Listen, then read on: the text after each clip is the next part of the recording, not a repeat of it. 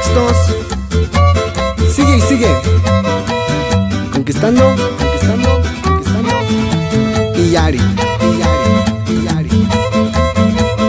Mandamos saludos a toda la raza huirrárica. San Sebastián, Tuapuri, San Andrés. Nos vamos a esta Sierra Hermosa, saludando a toda mi familia, puro familia González. Y también nos vamos hasta Aristempa, saludando a la familia Guzmán. En especial para mi hermano Alejandro Guzmán. ¡Ánimo! ¡Ánimo! ¡Ánimo! ¡Ánimo! Y también nos vamos hasta Tempisque, saludando a la familia Hernández, en especial a Héctor Hernández, sin olvidar a su esposa Hilda Carrillo Carvajal, hasta Jaimatie. También nos vamos hasta Cota de los Llanos, saludando a la familia de la Cruz Carrillo, en especial para el compa Chivo y a su novia Viviana, hasta Carrizal nos vamos.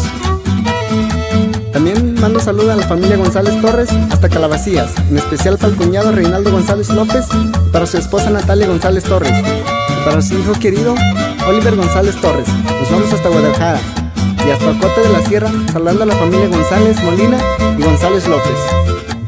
Y hasta Tuapuri, saludando a toda la familia González, en especial para el compa Saúl M. González y puro familia González. Y saludando a los colegas de Legión Sierreña, unos compas Keylor, Alex, Lai y Juve. ¿O qué dices, carnal Bernis? No se me agüite, suéndele a esa vihuela. Así es, carnal, mi Erika. Nos vamos hasta Soconita, saludando al carnal Juan Hernández. Y de ahí nos vamos hasta San José de Lourdes, saludando al carnal Pelichi y a su esposa Suculima. Y el saludo también para el carnal Ascensión. ¡Ánimo! ¡Ánimo! ¡Ánimo! ¡Ánimo! Nos vamos también hasta Ciénaga de Guadalupe, saludando al compa Julik y a toda su familia. Y sin olvidar a los carnales Chente Montes, Julik Madera, Teodoro López, en especial a Pablo López. Claro, sin olvidar a la familia Hernández, hasta Pueblo Nuevo nos vamos, saludando en especial a Dariel Hernández, alias el colega. Puro para adelante. ¿O qué dices, carnal Teca?